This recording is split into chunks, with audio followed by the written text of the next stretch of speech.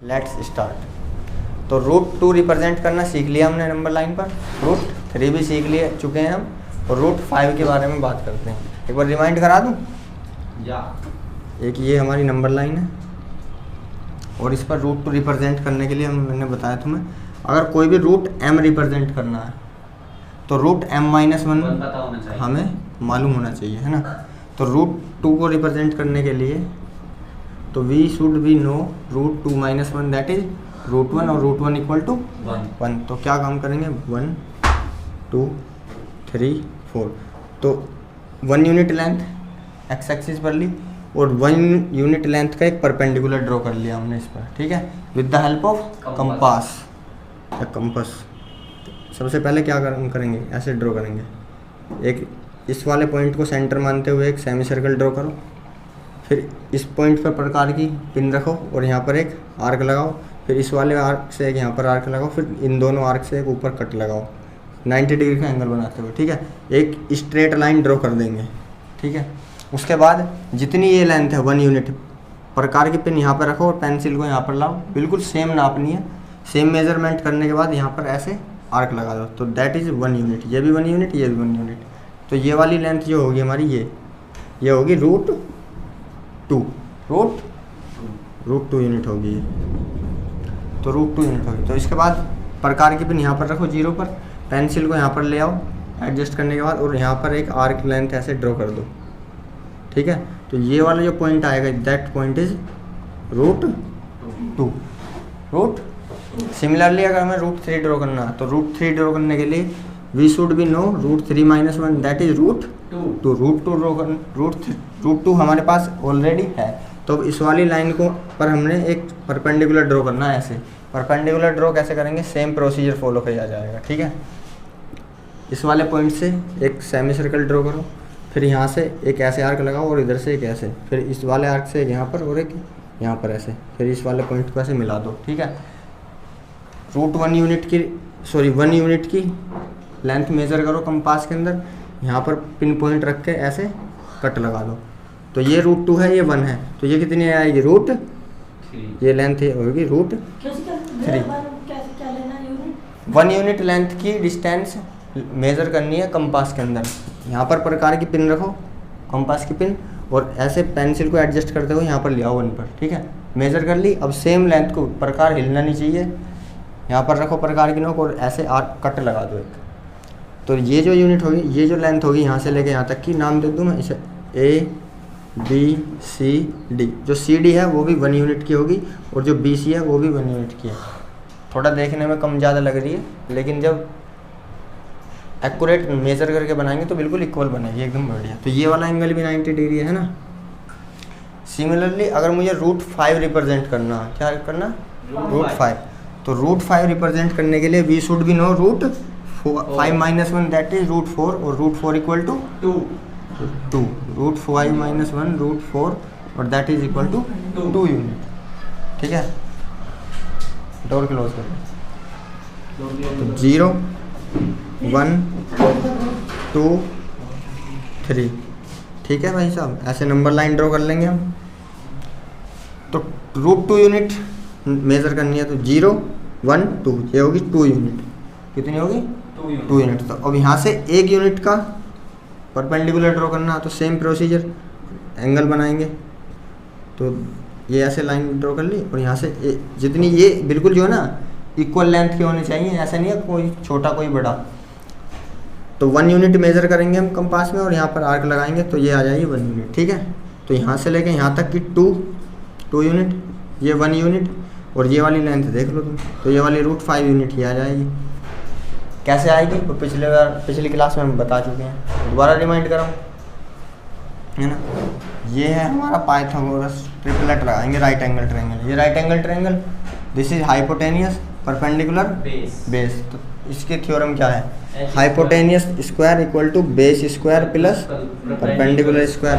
यहाँ पर देखो बेस कितना है 2 square plus perpendicular 1 square, 2 square 4 plus 1 square 1 4 plus 1 5, that is hypotenuse square. लेकिन हमें चाहिए हाइपोटेनियस, तो स्क्वायर हटाने के लिए क्या कर देंगे, तो इधर आ जाएगा रूट, तो √5। तो ये वाली लेंथ जो है ABP, तो जो AP लेंथ है दैट इज √5। उसके बाद क्या करना, कंपास की पिन यहाँ पर रखो और पेंसिल यहाँ पर ले आओ, तो ये √5 का मेजरमेंट होगी रेडियस, और √5 को मेजरमेंट करते हुए ऐसे इस वाली लाइन को कट कर दो। तो ये जो पॉइंट आएगा दैट पॉइंट इज √5। तो ये जो पॉइंट है ये है √5। तो हम यहाँ कह सकते हैं 0 से लेके इस वाले पॉइंट तक की डिस्टेंस कितनी है, √5। ठीक है, कॉपी करो। तो अभी तक √3, √2, √5 हम देख चुके हैं। सिमिलरली √7 को भी हम रिप्रेजेंट करेंगे, √11, ये सारे के सारे इरेशनल नंबर ऐसे ही रिप्रेजेंट होंगे। ठीक है, लेकिन अब मैं एक नया क्वेश्चन देता हूँ। अगर मुझे रिप्रेजेंट करना है 1 + √2 नंबर लाइन के ऊपर, 1 + √2, तो 1 + √2 को कैसे रिप्रेजेंट करेंगे? तो देखो सिंपल है, इसे ब्रेक कर सकते हैं कि 1 अलग है और √2 अलग है, दोनों का समी तो है, समीशन ही तो है दोनों। तो नंबर लाइन ड्रॉ करेंगे सबसे पहले, ये 0, 1, 2, 3। देखो 0 से 1 तक तो चलना आसान है, वो रिप्रेजेंट होगा 0 से 1 तक की यूनिट की डिस्टेंस। अब उसमें √2 और जोड़ना है, उसमें √2 और जोड़ने के लिए क्या काम करेंगे, इस 1 को एज्यूम कर लो स्टार्टिंग पॉइंट, दैट इज 0। तो √2 के लिए यहाँ से यहाँ तक 1 यूनिट, और 1 यूनिट ऐसे ड्रॉ कर ली परपेंडिकुलर। ठीक है, और उसके बाद यहाँ से इस लाइन को ज्वाइन कर दो। तो ज्वाइन करने के बाद ये कैसे आएगा, √2 आएगा। फिर इस √2 लेंथ का एक रेडियस भर के कंपास में यहाँ पर एक आर्क लगा दो। तो ये जो लेंथ होगी ये यहाँ से लेके यहाँ तक की √2 होगी, और उसमें 1 और जोड़ दो, 1 और ऐड कर देंगे, तो यहाँ से लेके यहाँ तक दैट ये P तक कितनी हो जाएगी, √3। 1 + √2, 1 + √2। किसी प्रकार की कोई प्रॉब्लम, कोई डाउट नहीं है? अच्छा, एक चीज़ और देखो कि रूट के अंदर मैंने बताया अगर रूट के अंदर माइनस आ जाएगा तो ये नंबर इमेजिनरी हो जाएगा, इमेजिनरी हो जाएगा। और रूट के अंदर माइनस कभी एग्जिस्ट ही नहीं करता, रूट के अंदर माइनस कभी एग्जिस्ट ही नहीं करता। इसका प्रूफ दिखाऊं? प्रूफ देखते हैं। मान लो ये एक ट्रायंगल है हमारे पास, राइट एंगल ट्रायंगल। ठीक है, ये इसकी लेंथ A है, इसकी लेंथ B है और इसकी लेंथ C है। तो इस राइट एंगल ट्रायंगल के अंदर अगर हम पाइथागोरस थ्योरम लगाते हैं, क्या लगाते हैं, पाइथागोरस थ्योरम, तो that is hypotenuse square equal to base square plus perpendicular square. तो हाइपोटेन्यूस कितना है यहाँ पर, C, तो C square equal to A square plus B square, और C square equal to A square plus B square का whole root, है ना। अब देखो मेरी बात सुनो, अगर मान लो ये लेंथ, मान लो वैसे तो लेंथ नेगेटिव होती नहीं है, अगर रिप्रेजेंट करना तो प्लस माइनस, भाई जरूरी नहीं है प्लस में, माइनस में भी हो सकती है, तो प्लस या माइनस कुछ भी हो सकता है ना। और ये भी प्लस माइनस कुछ भी हो सकता है नहीं। तो देखो और एग्जांपल के लिए जस्ट फॉर एग्जांपल के लिए अगर मैं A की वैल्यू 2 लेता हूँ तो मैं A स्क्वायर निकालूंगा तो कितना आएगा, A स्क्वायर कितना आएगा, बट 2 की मल्टीप्लाई 2 में करेंगे तो 4 आएगा। अगर मैं A की वैल्यू -2 ले लेता हूँ तो फिर A स्क्वायर कितना आएगा, यानी कि -2 मल्टीप्लाई बाई -2 प्लस 4। तो अगर मैं A माइनस भी ले लेता हूँ, तो जब उसका स्क्वायर करेंगे तो कैसी टर्म बनेगी, प्लस की पॉजिटिव टर्म बनेगी। और सिमिलरली B के साथ है, अगर B माइनस ले भी लिया हमने, हालांकि होगा नहीं B माइनस, लेकिन अगर B माइनस ले भी लेते हैं तो B का स्क्वायर करेंगे तो क्या बनेगी, पॉजिटिव टर्म बनेगी। और जब दो पॉजिटिव टर्म को आपस में जोड़ेंगे तो एक पॉजिटिव टर्म ही आएगी, नेगेटिव तो आएगी नहीं। यानी किसी भी हालत में रूट के अंदर नेगेटिव आ ही नहीं सकता। तो इसीलिए नंबर हमने बोला नंबर लाइन पर रिप्रेजेंट ही नहीं हो सकता, क्योंकि रूट के अंदर माइनस एग्जिस्ट ही नहीं करता। यानी कि ये number this number does not exist in real life. केवल और केवल हम इसकी इमेजिनेशन कर सकते हैं, काल्पनिक है, इसीलिए हमने इसे बोला इमेजिनरी नंबर। और जो कल्पना ही कर सकते हैं, इमेजिनेशन ही कर सकते हैं, तो नंबर लाइन पर ही क्या रिप्रेजेंट करेंगे, हमें नहीं कर सकते। Copy it. ओके, एक्सरसाइज करते हैं अब हम 1.2 क्वेश्चन नंबर 1 निकाल लो। तो क्वेश्चन नंबर 1 कह रहा state whether the statement is true और false, state whether the statements are true और फॉल्स और जस्टिफाई योर आंसर। तो ट्रू और फॉल्स बताना। देखो फर्स्ट क्या कहता है, every irrational number is a real number. तो बताओ every irrational number is real number, every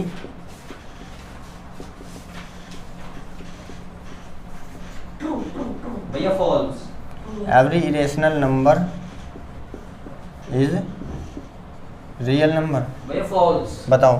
false. तो देखो जब मैंने तुम्हें रियल नंबर पढ़ाए थे तो बताया था कि रियल नंबर को हमने दो पार्ट्स में डिवाइड किया, पहला रेशनल प्लस इरेशनल। तो जितने भी इरेशनल नंबर है वे रियल नंबर के ही तो पार्ट हैं। तो this statement is true, this statement is true. और सेकंड वन, एक्सप्लेनेशन कौन देगा? All irrational number is the part of real number, every है ना। For example √2 is irrational and √2 is also real number.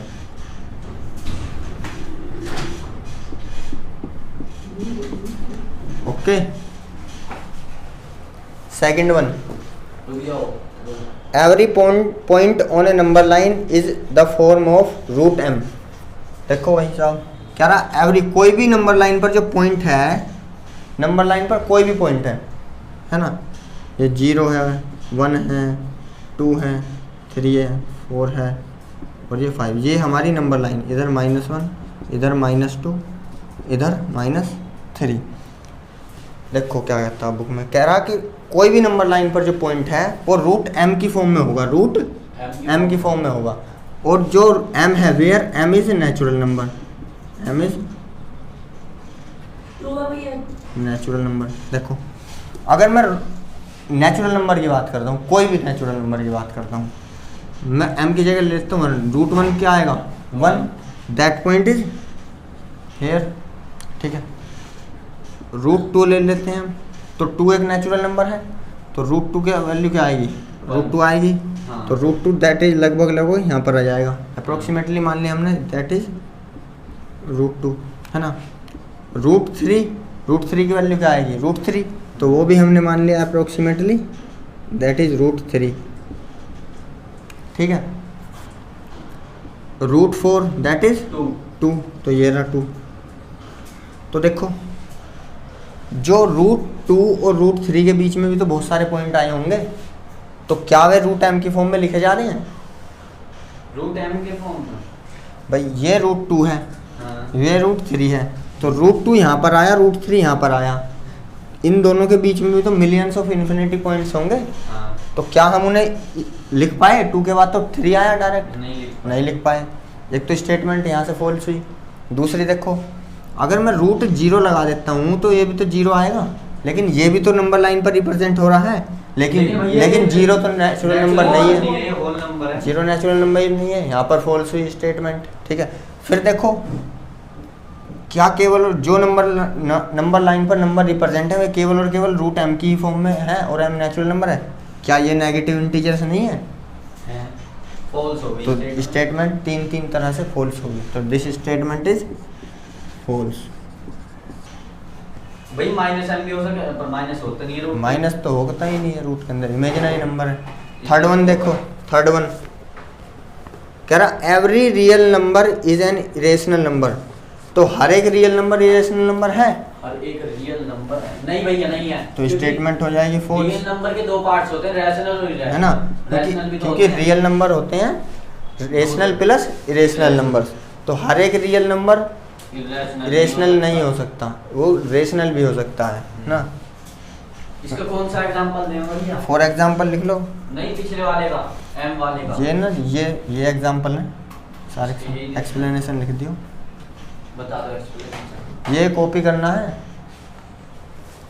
√1 okay, पूरा गया। Okay, question number 2।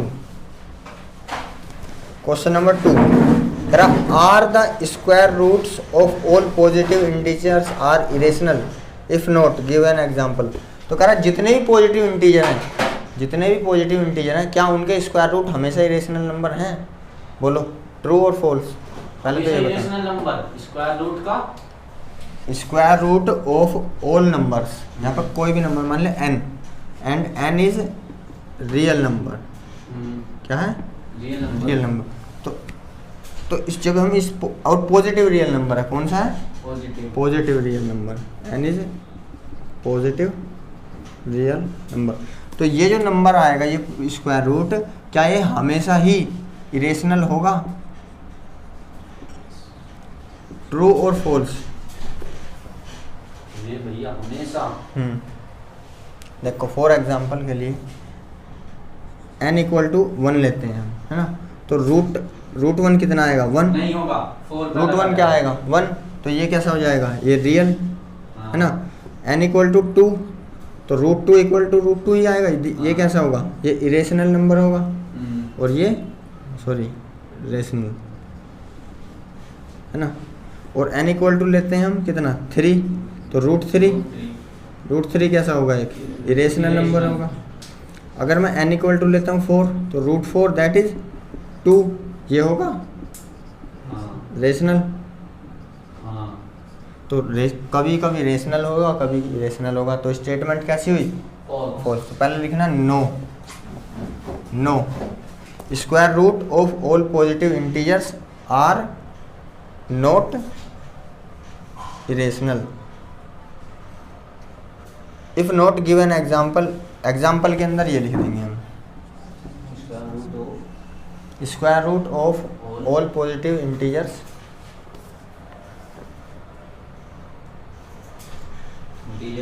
Are not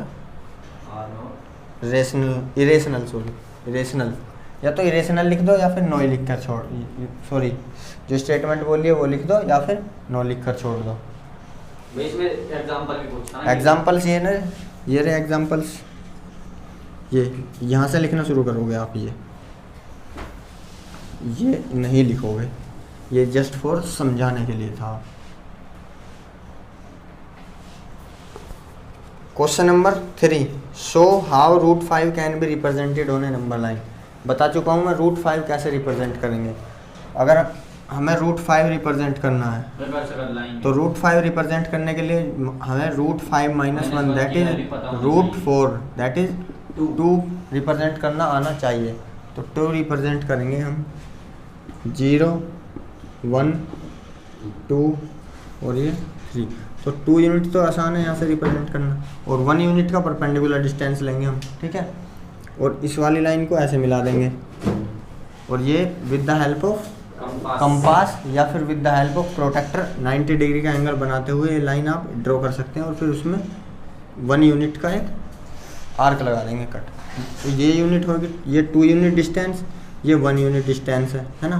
तो ये कितनी आएगी? रूट 5, और इस पॉइंट को सेंटर मानते हुए रूट 5 की रेडियस का एक आर्क लगा देंगे। तो ये जो पॉइंट आएगा दैट इज रूट 5।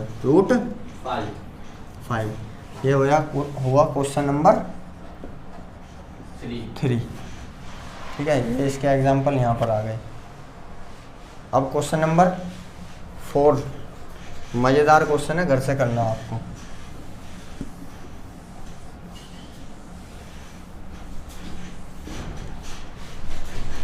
तो क्वेश्चन नंबर 4 देखो क्या कहता है। भैया 3 में घर से करके लाऊंगा। क्वेश्चन नंबर 4 में कह रहा क्लासरूम एक्टिविटी है एक स्पाइरल बनाना। आपको क्या बनाना है? स्पाइरल देखिए ना, जैसे रजिस्टर होता है ना, वो स्प्रिंग टाइप की, उसी को बोलते हैं स्पाइरल।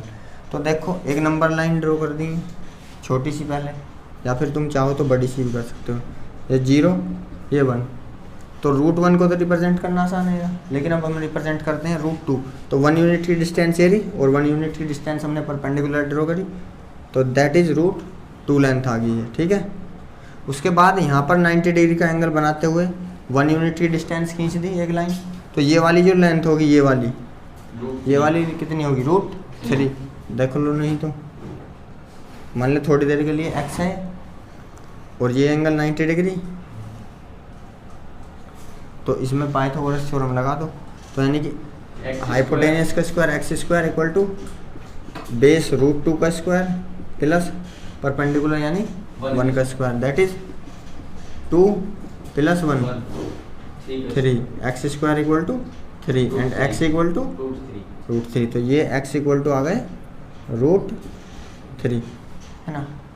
फिर 1 यूनिट डिस्टेंस की एक लाइन ड्रॉ करें यहाँ से परपेंडिकुलर बनाते हुए with the help of compass और प्रोटेक्टर। फिर इस वाली लाइन को तुम ऐसे ज्वाइन कर दोगे, ये आ जाएगी रूट 4 रूट 4, क्योंकि ये भी 1 यूनिट ही है। चेक कर लेना ऐसी कि root 3 square x square equal to root 3 square plus 1 square, root 3 square 3 plus 1 that is root 4। फिर यहाँ से एक 1 इस पर परपेंडिकुलर ड्रॉ कर देंगे 1 यूनिट की डिस्टेंस, फिर ये आ जाएगी रूट 5। फिर यहाँ से एक दैट इज रूट 6। फिर ये देखोगे ना यहाँ पर लेंथ कितनी छोटी है, फिर बड़ी हुई, फिर बड़ी हुई और फिर और बड़ी हो जाएगी। तो ये लेंथ ऐसे बड़ी होती चली जाएगी, एक स्पाइरल से कंप्लीट कर दोगे। इनफाइनाइट तक ये चलता ही रहेगा जब तक रजिस्टर के पेज से एंड तक ना पहुँच जाए बाहर, तब तक बनाना है तुम्हें अपनी कॉपी में। ये एक एक्टिविटी है, ठीक है। कॉपी करो और फिर नेक्स्ट